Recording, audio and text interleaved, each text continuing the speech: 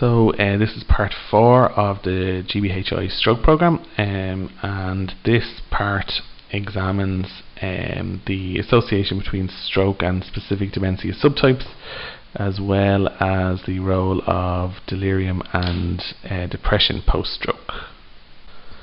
So as we said, we will talk about the specific, in terms of overview, we'll talk about the specific risk of vascular dementia and Alzheimer's disease and some of the pathological processes underlying that.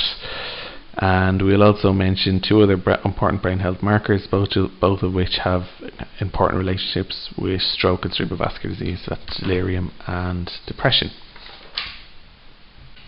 So as we've seen before, incident stroke doubles the risk of dementia. And this data is from the Framingham study, which looks at the specific dementia subtype diagnosed after stroke and compares it to the subtypes diagnosed in people who didn't present with a stroke. We can see that there's significant differences between the two.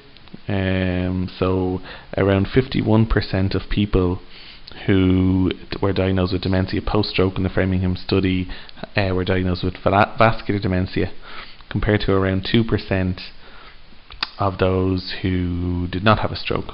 Now, I think there's important caveats to be applied here, and I think the risk of vascular dementia, or the prevalence of vascular dementia in the post-stroke cohort, is probably overestimated, while I think it's probably underestimated in the no stroke, in the individuals who did not have a stroke.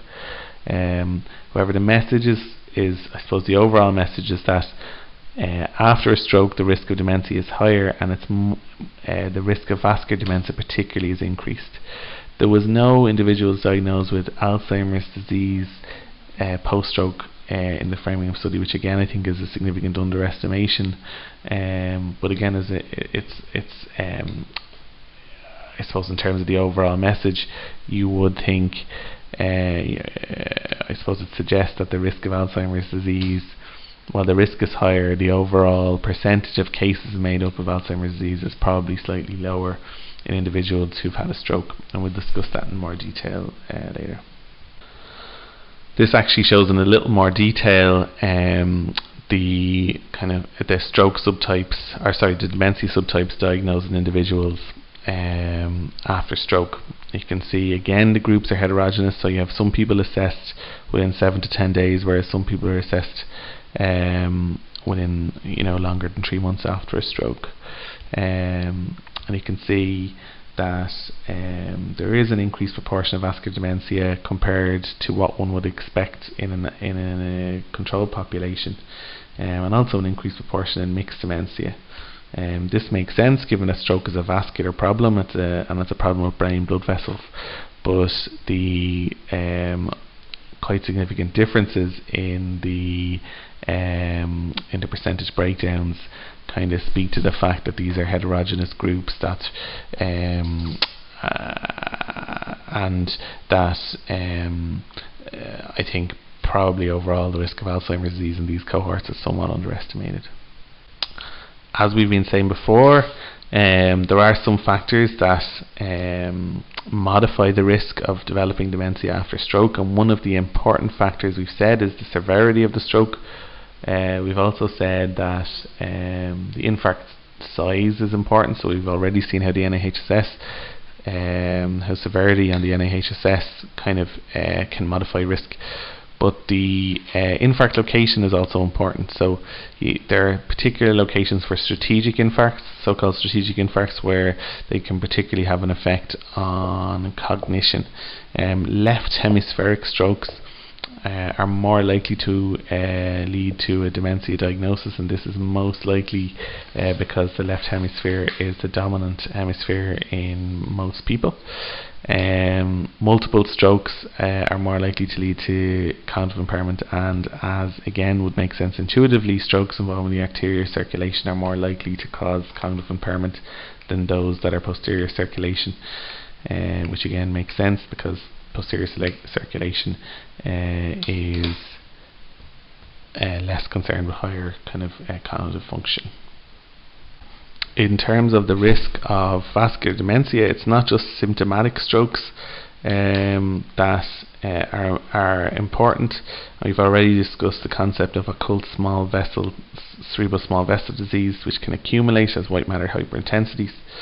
And the theory is that these white matter hyperintensities disrupt important pathways that can be seen here on the left. So these are important neural circuits, and they look after things like executive function, processing, mood, gait, continence.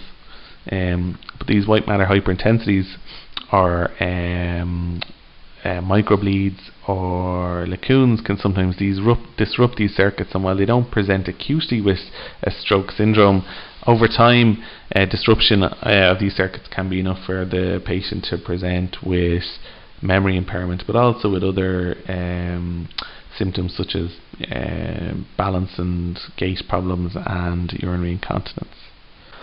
And this slide just demonstrates how this vascular damage can actually set off a train of events that leads to cognitive impairment. So for example, these small vessels, stress to these small vessels can lead to leakage of the blood-brain barrier, can lead to immune dysregulation, can reduce cerebral blood flow, which can combine to cause oxidative stress and cause synaptic loss, and eventually lead to cognitive impairment.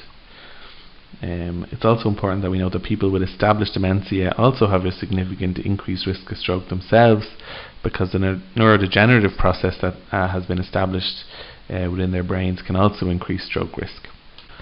And while the proportion of patients who have Alzheimer's disease may be less, there's still an absolute increase in the numbers and an absolute increase in risk of Alzheimer's disease after stroke.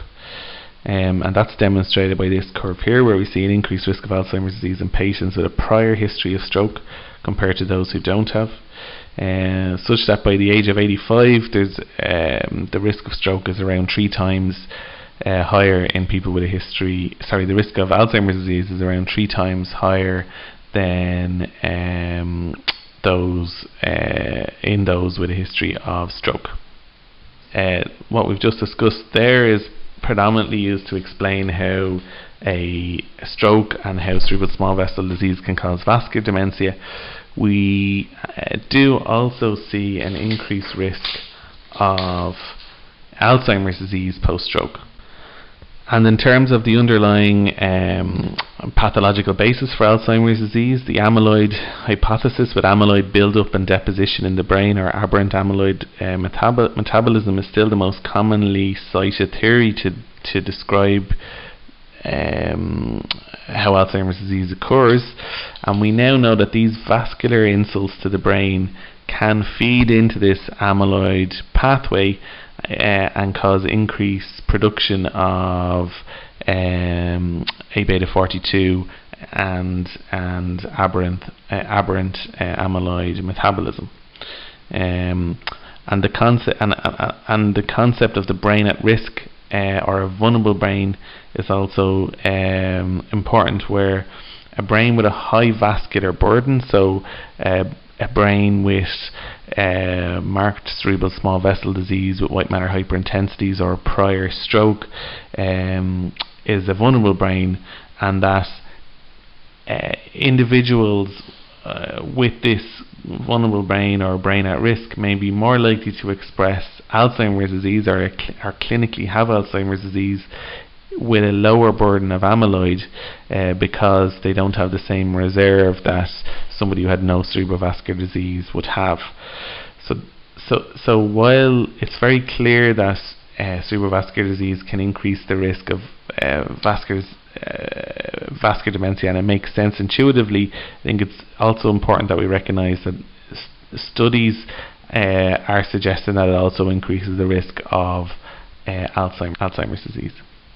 And this diagram is good because it represents almost a melting pot of these risk factors, where we see, as well as neuroinflammation, we see this vascular dysfunction or blood vessel dysfunction, and we see how they interact with the aberrant amyloid and tau metabolism to lead to this synaptic dysfunction and synaptic loss and dysregulation, and ultimately to neuronal cell death and Alzheimer's disease, but also other dementias.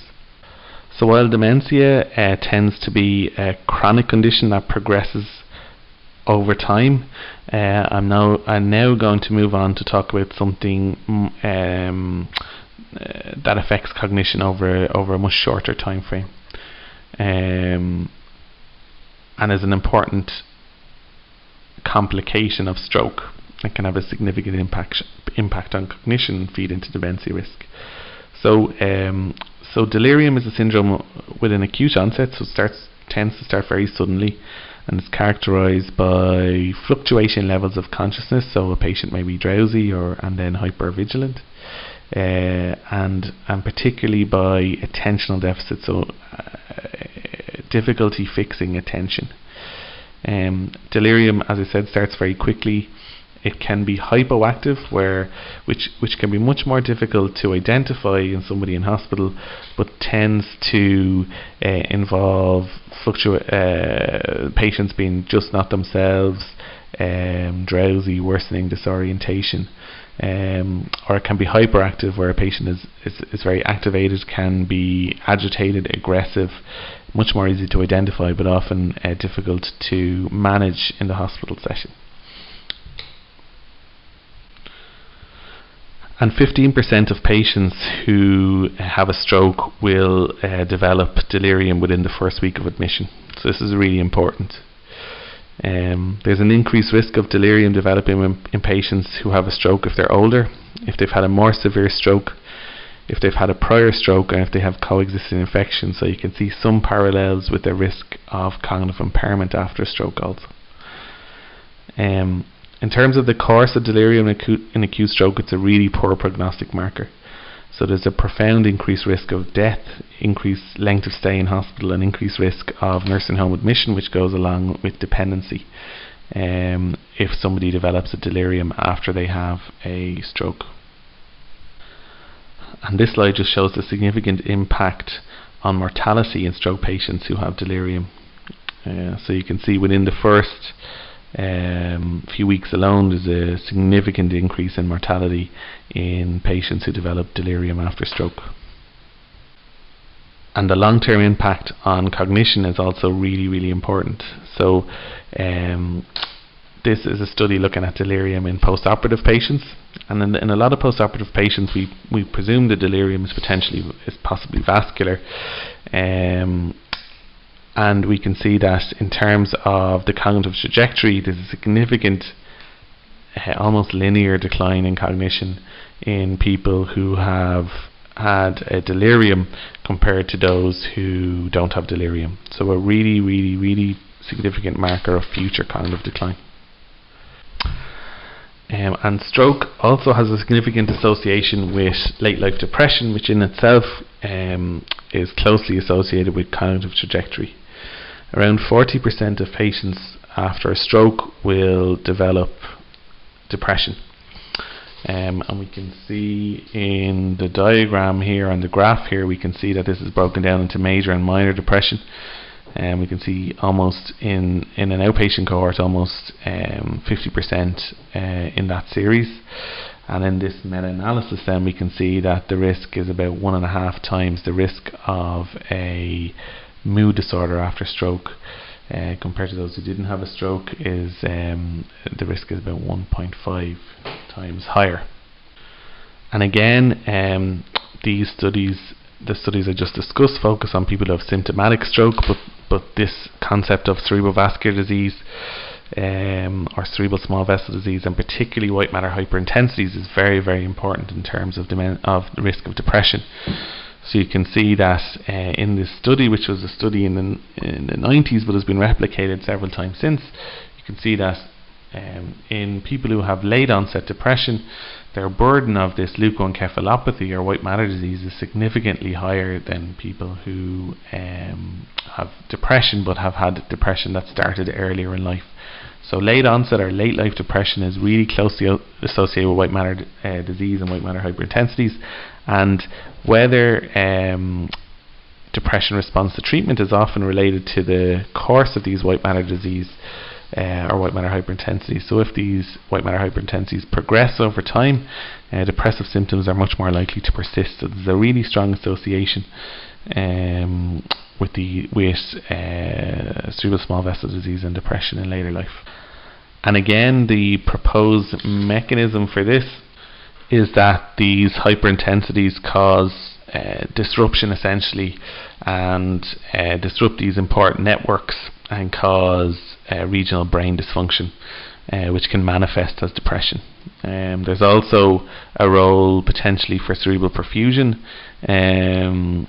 problems, and again you can see how similar this is in terms of how we think that these white matter hyperintensities can cause cognitive impairment as well.